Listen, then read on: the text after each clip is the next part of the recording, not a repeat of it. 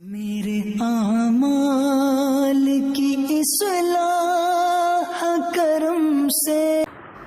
میرے عزیزو، یہاں پر ان بچیوں کے لیے میں کہتا ہوں کہ کچھ ایسے حالات بنائے جائیں گے، شکل و صورت اس پر کبھی مت جانا۔ فرمایا گیا کہ ایک نوجوان کی شکل میں شیطان آتا ہے، ابلیس لعین ایک خوبصورت نوجوان کی شکل میں آتا ہے عورتوں کے پاس، اچھے بال، اچھا چہرہ، اچھے کپڑے، جو اپنی طرف موہ لے ہیں۔ تو لڑکیاں اگر شہوت کے ساتھ اس کی طرف دیکھنے لگ گئیں تو فرمایا گیا النظر سہم من سہام الشیطان، یہ آنکھ جو ہے شیطان کے تیروں میں سے ایک تیر ہے۔ نظر جو پڑتی ہے، شہوت کے ساتھ جو نظر گئی، شیطان وہاں تیر چلا دیتا ہے۔ جو نوجوان تمہیں بھا گیا، یہ ضروری نہیں کہ وہ انسان ہی ہے، وہ شیطان بھی ہوتا ہے۔ شیطان کوئی لمبے سینگ والا، بڑی پونچھ والا، پر والا نہیں ہے کہ ایسی شکل میں آئے گا تب تم ڈر کے بھاگو گی۔ شیطان تو ایک اچھے نوجوان کی شکل میں بھی آتا ہے، خوبصورت لڑکوں کی شکل میں آتا ہے، اور مردوں کے پاس خوبصورت لڑکیوں کی شکل میں آتا ہے۔ جب یہ بہک جاتے ہیں، گناہ کر لیتے ہیں، تب چلا جاتا ہے، بھاگ جاتا ہے، اچھے اچھے پرہیزگاروں کی شکل میں آ جاتا ہے اور تمہارے ایمان کا سودا کرنے لگ جاتا ہے۔ میرے عزیزو، بنی اسرائیل کی وہ حکایت مجھے یاد آتی ہے جس میں اس نے ایک بڑے عابد کا تقوی بھسم کر دیا۔ بہت بڑا عابد، نیک، اپنے صومعہ سے نکلتا نہیں تھا۔ صومعہ اس کو کہتے ہیں جہاں عبادت کرنے کی جگہ ہوتی تھی پہلے بنی اسرائیل میں، اس کے باہر وہ کبھی نہیں نکلتا تھا۔ 4 بھائی تھے، ایک بہن تھی قریب میں۔ وہ چاروں بھائی تجارت کے لیے جا رہے تھے، بہن اکیلی گھر میں تھی۔ کہا کس کے حوالے کر کے جائیں گے؟ تو اس عابد، اس پرہیزگار شخص کے پاس آئے چاروں بھائی، کہا ہم اپنی بہن کو چھوڑ جا رہے ہیں، آپ صرف خیال رکھنا، آپ نظر رکھنا۔ اس نے کہا ہاں ٹھیک ہے۔ وہ چلے گئے۔ نظر رکھنے والا عابد نکلتا نہیں تھا۔ ایک دن ایک بزرگ آئے، وہ بزرگ یہی ابلیس لعین ہے۔ آ کر کے اس نے دروازے پر کہا کہ تیرے بھروسے ایک نوجوان لڑکی کو چھوڑ گئے ہیں، وہ گھر میں بیچاری اکیلی پک رہی ہوتی ہے اور بہت زیادہ اکتا جاتی ہے، کبھی کبھار بات تو کر لو، سو خیریت تو پوچھو۔ یہ اپنے صومعے کے دروازے تک آیا بس، اور وہاں سے اس کو پکار کر کے کہا، وہ لڑکی اپنے دروازے پر آئی، ایک دوسرے کو دیکھا اور بات چیت کیا، خیر خیریت پوچھا، یہیں تک تھی بات۔ لیکن شیطان یہیں سے اپنے کام شروع کرتا ہے۔ اس کے بعد دوسرے دن یہ عابد اور بات چیت شروع کر دیا۔ یہاں سے یہ سلسلہ اتنا بڑا کہ اس کے اندر عبادتوں کی جو طلب تھی وہ کم ہونے لگی۔ اب یہ اپنے صومعہ سے نکل کر کے اس کے گھر بھی جانے لگا، جا کر کے گھنٹوں بات چیت کرتے رہے۔ وہ وقت بھی آیا جب اس نے اس کے ساتھ زنا بھی کر لیا، اس ایک نوجوان خاتون کے ساتھ، کیونکہ یہ شادی نہیں کرنے والا تھا۔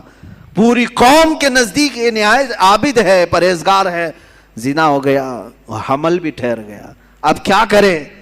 نوجوان لڑکی کے ساتھ ایسے معاملات ہوئے ہیں، ڈرا۔ وہی ابلیس آیا پھر بزرگ کی شکل میں، کہا دیکھو بہت بڑا معاملہ ہو جائے گا، اگر تم یہ معلوم ہو گیا تو پوری قوم تمہارے ساتھ کیا کرے گی؟ کہا کیا کروں؟ کہا اس کا گلا دبا دو، مار دو اور دفن کر دو، گھر میں کسی کو پتہ بھی نہیں چلے گا۔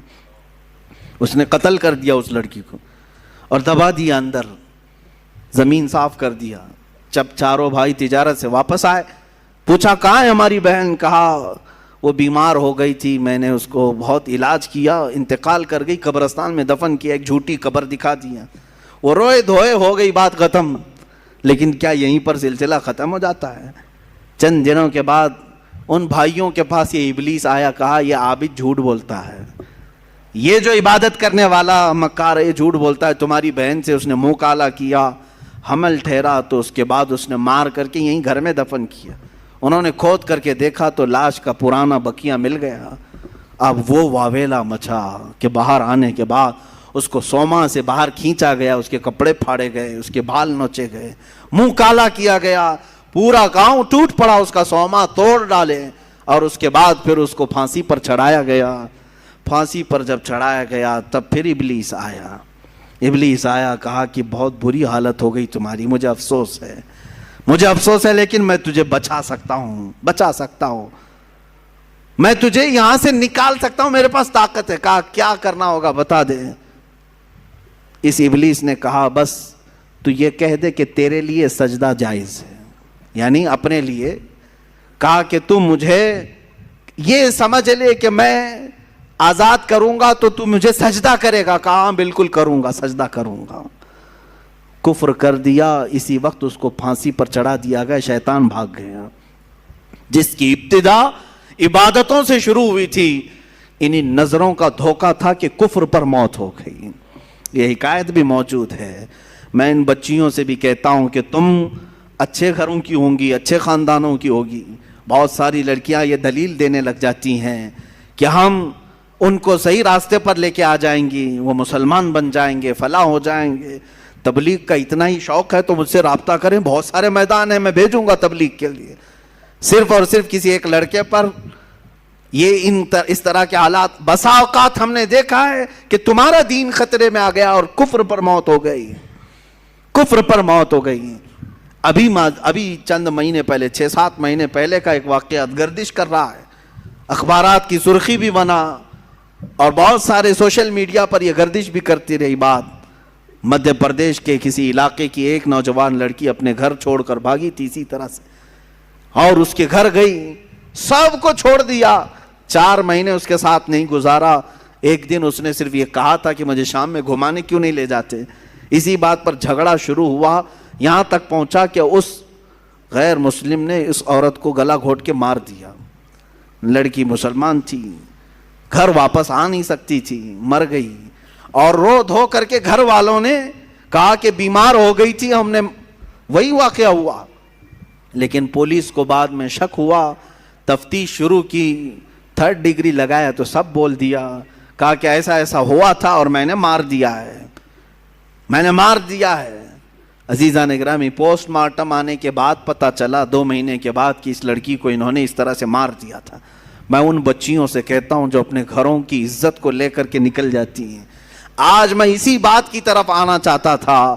آؤ تمہیں میں مثالی خواتین کی وہ زندگیاں بتاؤں جن کے اوپر مکہ والوں نے مظالم کے پہاڑ ڈھا دیے. کیا نہیں کیا. اس سیدہ سمیہ کو لاکھوں سلام، جن کو گھر سے گرفتار کر کے مکہ کے کافروں نے بیچ بازار میں لایا اور گھوڑے کی ٹانگوں سے باندھ دیا. کہا سمیہ چھوڑ دے اپنے دین کو. اگر خواہشات ان عورتوں کے دلوں میں بھی ہوتی تو چھوڑ دیتی. مکہ کے بڑے بڑے رئیس ان کو اپنانے کے لیے تیار تھے، بڑے بڑے پیسے والے اپنے لیے اپنے گھر کو ان کو بلانے کے لیے تیار تھے. سیدہ سمیہ اس وقت بھی احد احد کہتی رہی، میرا اللہ ایک ہے، میرا اللہ ایک ہے، اس کے علاوہ میں کسی بات کا اقرار نہیں کروں گی. ان کو اتنا مارا سیدہ سمیہ کو. ابو جہل خبیث مردود نے ان کی شرمگاہ پر نیزہ مار کر کے انہیں شہید کیا.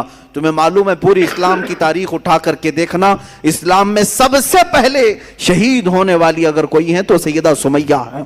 وہ عورت ہے جنہوں نے جان پیش کر دیا، دین نہیں دیا، دین نہیں بیچا. حضرت فقیہہ، حضرت نہدیہ، حضرت زنیرہ، یہ وہ صحابیات ہیں جو باندیاں تھیں یا غلام تھیں لیکن بہت ماری گئی ہیں، بہت تکلیف اٹھائی گئی. اب تک تم حضرت بلال حبشی کا ہی سنتے رہے نا، حضرت خباب کا سنتے رہے، حضرت نہدیہ کا سنو، حضرت زنیرہ کا سنو، حضرت فقیہہ. ایک ایسی صحابیاں ہیں جن کو خود حضرت عمر مارتے تھے ایمان لانے سے پہلے. اتنا مارتے تھے کہ تھک جاتے تھے اور بیٹھ کر کے کہتے کہ میں تجھے اس لیے نہیں چھوڑا ہوں کہ تجھ پر رحم آ گیا، اس لیے چھوڑا ہوں کہ میں تھک گیا ہوں.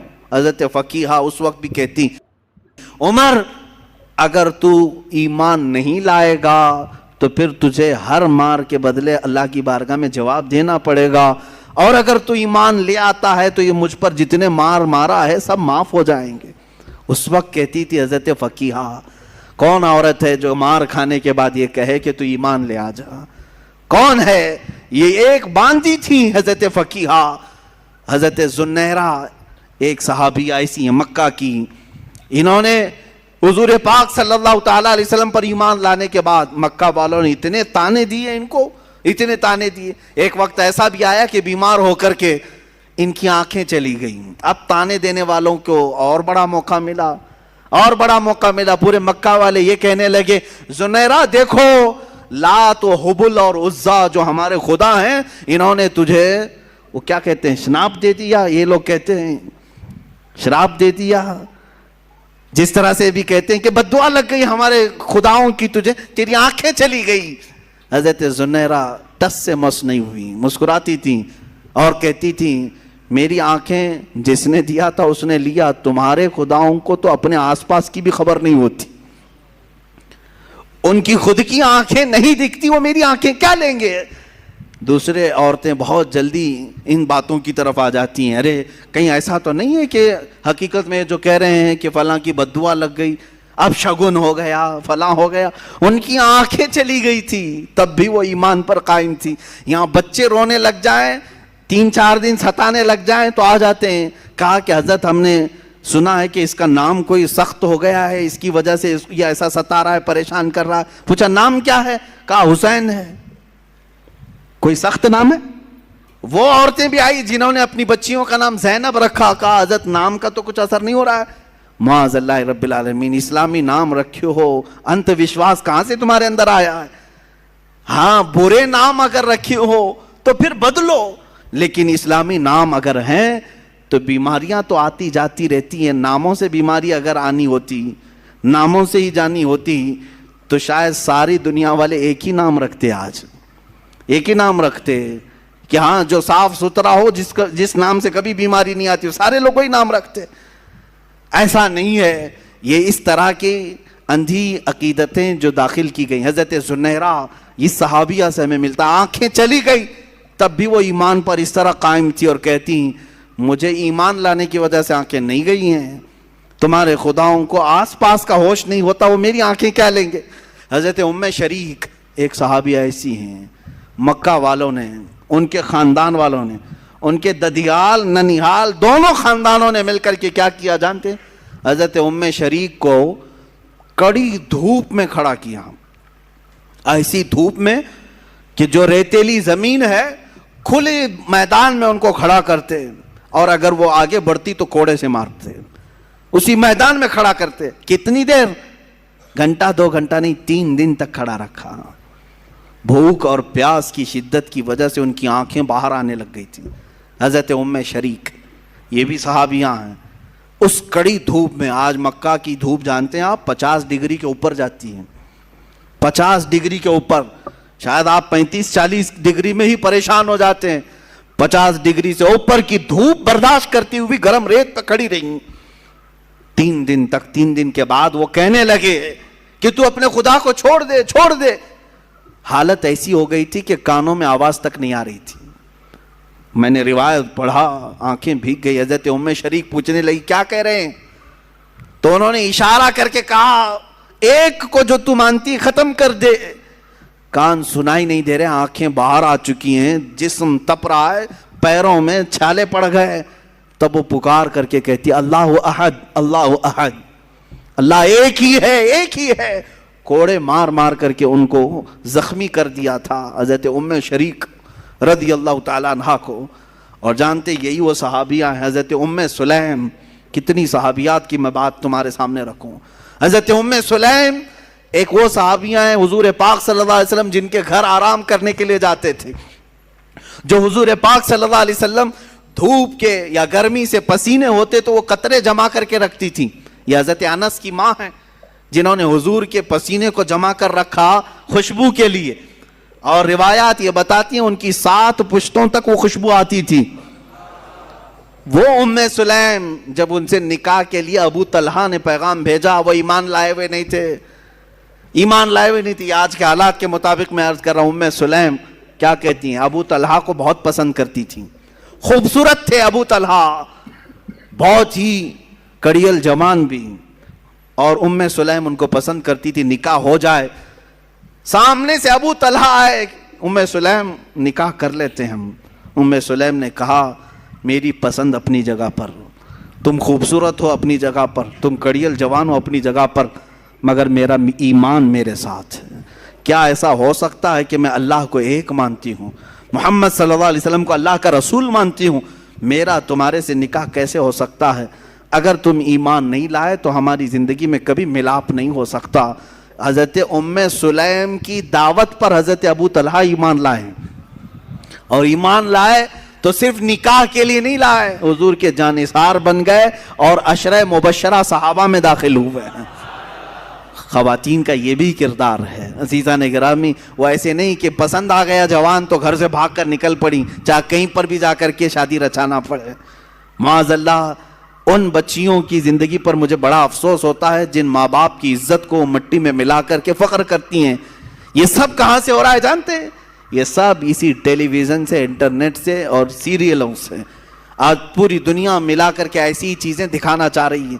مجھے کل ہی ہماری ایک خاتون نے یہ کہا تھا، بتایا تھا کہ سب سے زیادہ ابھی فی الحال عورتیں پاکستانی سیریل اور وہاں کے ٹیلی ویژن سے نشر ہونے والی فلموں وغیرہ کو دیکھتی ہیں۔ مجھے اس کی خبر نہیں تھی، لیکن اگر اس طرح کا ماحول وہاں سے پیش کیا جا رہا ہے تو میں تو کہتا ہوں کہ ان تمام چیزوں پر بندش لگانی چاہیے۔